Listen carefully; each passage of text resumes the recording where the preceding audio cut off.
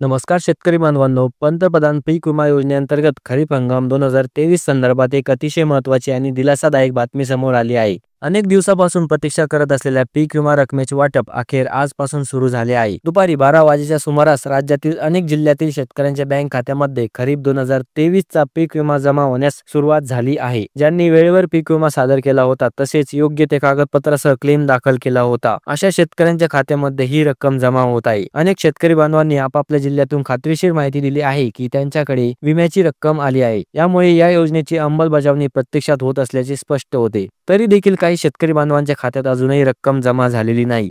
अशा शेतकऱ्यांनी चिंता करण्याची मुळीच गरज नाही, कारण आजपासून ही प्रक्रिया सुरू झालेली असून हळूहळू संपूर्ण राज्यभरात सर्व पात्र शेतकऱ्यांच्या बँक खात्यामध्ये विम्याची रक्कम जमा होणार आहे. काही तांत्रिक प्रक्रिया, बँक प्रणालीतील वेळ किंवा खात्याच्या तपशिलावर ही वेळ अवलंबून असते. त्यामुळे थोडा संयम ठेवणे गरजेचे आहे. राज्याचे कृषी मंत्री माननीय माणिकराव कोकाटे यांनी दिलेल्या माहितीनुसार राज्यभरातील सुमारे 64 लाख शेतकरी लाभार्थ्यांना एकूण 2,555 कोटी रुपयांची नुकसान भरपाई देण्यात येणार आहे. यामध्ये खरीप 2022, रब्बी 2022-23, खरीप 2023 आणि आगामी खरीप 2024 हंगामासाठीचा विमा रक्कम समाविष्ट आहे. यामध्ये 2022-23 साठी 2.87 कोटी रुपये, खरीप 2023 साठी 181 कोटी, तर खरीप 2024 साठी तब्बल 2,308 कोटी रुपये इतकी रक्कम मंजूर करण्यात आली आहे. ही विमा योजना शेतकऱ्यांच्या हक्काची आहे आणि त्यांच्या नुकसान भरपाईसाठी राबवली जाते. हवामानातील बदल, अतिवृष्टी, गारपीट, कीड प्रादुर्भाव अशा अनेक कारणामुळे शेतकऱ्यांचे मोठ्या प्रमाणात नुकसान होते. अशा परिस्थितीत